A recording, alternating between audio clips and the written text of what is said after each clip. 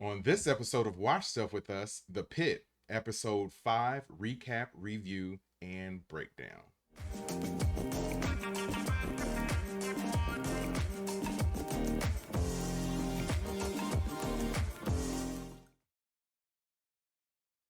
Thank you so much for tuning in to another episode of Watch Stuff with Us. I'm JD, and if you look around, I'm a little bit by myself today because Katie is feeling under the weather. So we hope that she is back really soon, hopefully for the next episode. But you got me instead. So I'm going to be breaking down episode 5 of The Pit. Please, please, please hit that like button, hit the subscribe button, drop a comment below, and hit that notification bell so that you are notified each and every time we go live in 2025. So let's get this episode review, recap, and breakdown started. All right, so as we get started, my overall thoughts on the episode, not quite as good as episode 4. I thought episode 4 was the best episode of the series so far, but this episode didn't quite live up to that one, but it was still pretty good nonetheless. So let's go through it a little bit. Huge thanks to Screen Rant for providing a recap of the episode, which I'm going to use a little bit of to give me topics to talk about and a guideline to discuss the show. So let's scroll through this real quick.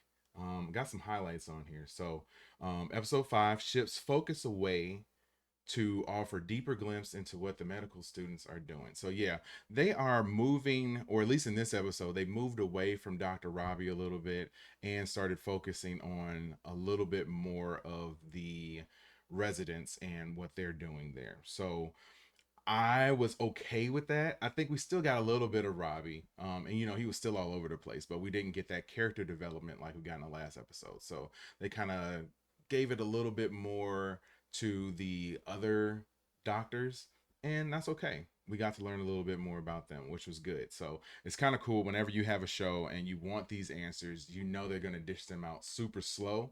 But this one, they kind of go slow, but they also give you those little breadcrumbs that things are going on and make you wonder, like, man, is this character going to be a main character? Are they going to blow something up? Are they going to do something really good? They're going to do something really bad. Like, I enjoy shows like that. So this one did give a little bit more focus to the background characters as they didn't focus on Dr. Robbie. But um, you have on here, they're talking about Dr. Collins, um, with a 17-year-old girl, Kristen, who is just over the legal time limit to get an abortion. So this can be a very tough subject to broach, especially on TV. I have to even be careful with how I talk about it on YouTube because I know that YouTube can get kind of sensitive to things like that. But yeah, you had Dr. Robbie come in later on in the episode where there was a little bit of a controversy on whether they should go ahead with this plan. And it seems as though there were some measurements that were a little bit outside of the level where you can still get this process taken care of. I'll just say it like that. And Dr. Robbie was willing to go back and remeasure and almost make up the correct statistics that they needed and measurements that they needed in order to get this procedure taken care of. This is the first time I was watching a show like this and I was just totally against something, but I feel like as a doctor, you have these guidelines that you have to go by. I know that there are some areas for, like, gray, where the the, the person, if they have a broken arm or something like that, and that broken arm may require surgery, it may not require surgery. That can sort of be left up to the patient. There is a little bit of decision that the doctor can make as well too, but that's sort of straightforward. In a situation like this, you have a procedure that I feel as though is obviously very important, but it should fit into this area where there aren't going to be so much gray. There isn't going to be that sort of it's super hard to say, but there shouldn't be that area where a person can make a judgment call on it. Like it's either in within the range or it's not. It shouldn't be, oh well, we're going to go back and fudge some numbers in order to make this happen. I feel like when that goes down, the doctor is sort of playing God and going into a situation where I don't know if you should make that kind of choice. I'm really interested to see what you guys think because I felt like it was crossing a line. And when you have something like that, that's very important like that. Yes, I know that she, if that was the case, that she would have to keep the child and raise the child. But what do we have guidelines for? What do we have these rules for if someone's just going to come along and break them and fudge them? Like when what's the determining factor? Is it, 1 centimeter? Is it 1 inch? Is it, 3 days after a certain point in time? Is it 2 hours after? Like I don't know what those lines are, but the powers that be in medicine have decided that there are certain guidelines that you need to follow. So as a doctor, I don't really think that they should be fudging those and sort of forcing things to happen. I'm really curious to see what you guys think on that too. Um, let's go along a little bit. This talks about how Victoria, who breaks the trust between Dr. McKay and a returning patient by making assumptions about her situation. Yeah. Um, I feel like Victoria was operating in the best way that she can. She's naive. She's trying to do things by the book. She is trying to do what is supposed to happen. So like you're supposed to notify the patient that you have reached out to some exterior services in order to get the patient some help that they may or may not want. You're supposed to let them know that. I think that there's a different way that she could have went about discussing this.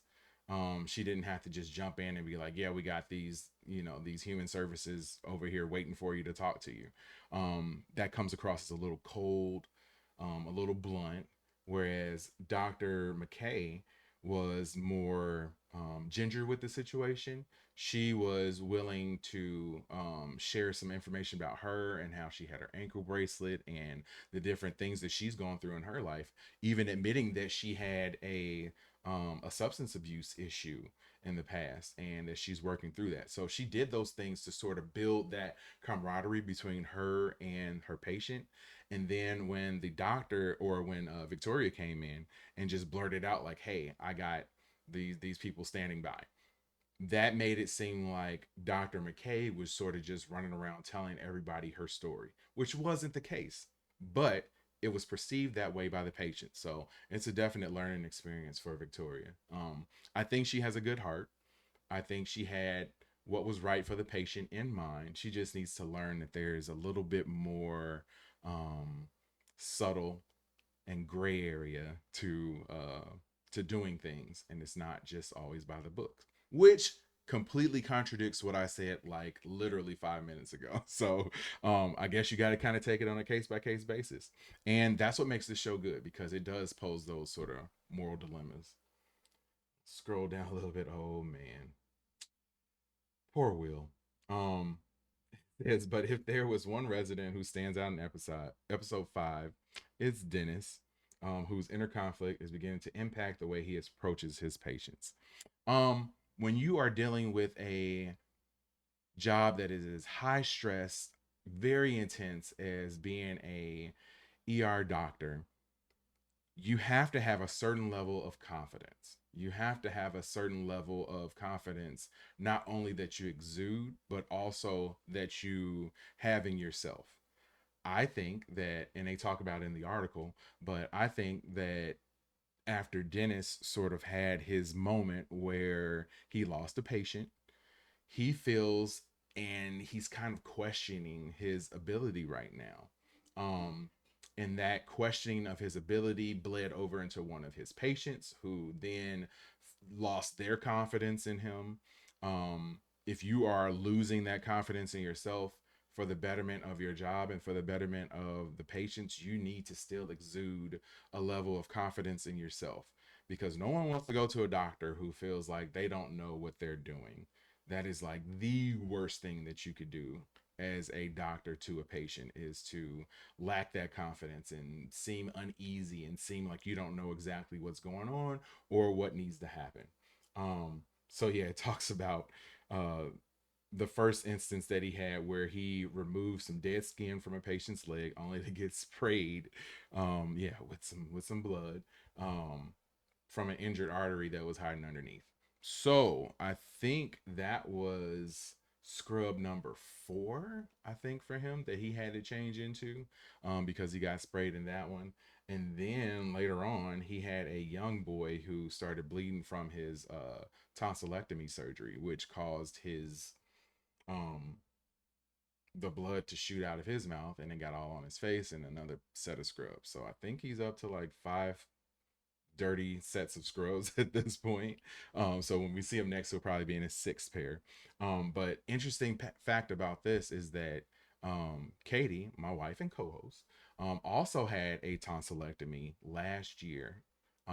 And during that tonsillectomy, she had was all good, got through the surgery, was a few days into her recovery, and then she all of a sudden just started like spitting blood out of her mouth. And like it was super scary for me. Especially they told us that like, hey, anything over a teaspoon of blood, you need to go to the ER immediately. So this was far more than that. I would say, oh, at least 8 9 ounces of blood before the not paramedics, but before the we got her to the hospital and stuff. So it was just it was scary. And she handled it like a trooper. She was cracking jokes and stuff while she's bleeding out of her mouth. But you got to see the opposite side of that, where it could be something extremely serious. So yeah, it's scary when you have these real life situations, but I thought it was super cool that they touched on something that we had some very intimate knowledge about. um and one last thing we'll talk about with this episode, I don't even want to get into him. And I mean, it sucks that he's stuck outside when whatever is going on with him doesn't seem that serious. But Katie made a prediction that he's out here waiting, and then something serious is definitely going to end up happening with him. I don't like his attitude. I don't like the way he thinks. I don't like the things that he says. But that does not mean that he should not get the care that he deserves, and that he needs. And it just goes to show you how rough it is in those very busy ERs like that.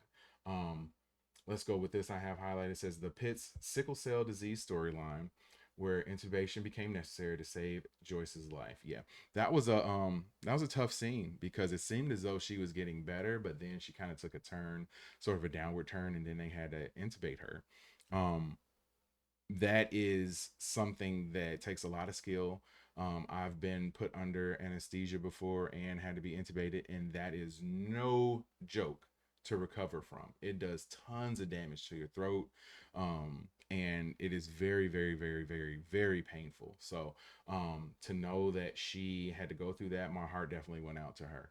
Um, and that one, fortunately, when they did it, it went off without a hitch. But it says, however, this was contrasted with a woman who took her mother in after she had a damaging fall as her primary caregiver due to her mother's schizophrenia, learning she fractured her bone, causing her to run off, overwhelmed by the stressful scenario. So, yeah, that's something that Katie also called while we were watching, but I didn't see that coming. I mean, she seemed like a very caring mother, and I'm sure she is, but the stress of the situation literally made her run away.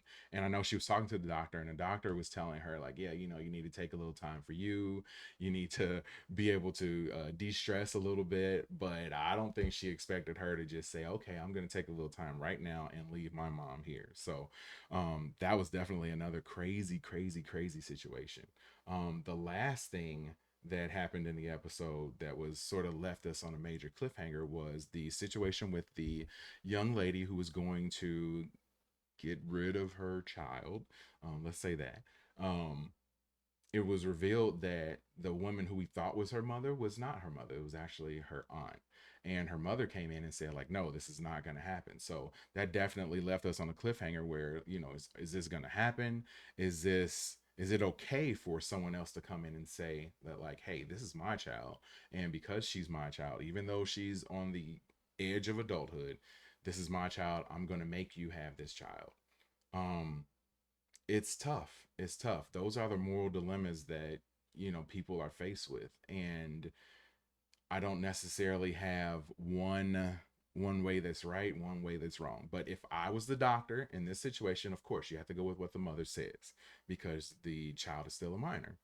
And also knowing behind the scenes that they are kind of like we're forcing this, procedure to happen, that would definitely tell me in my mind, like, hey, there are things happening here that are out of our control, and she needs to go ahead and have this child, even though, or she needs to go ahead and carry this child even though she doesn't feel competent to do it. You need to explore some other options, possibly adoption, things like that.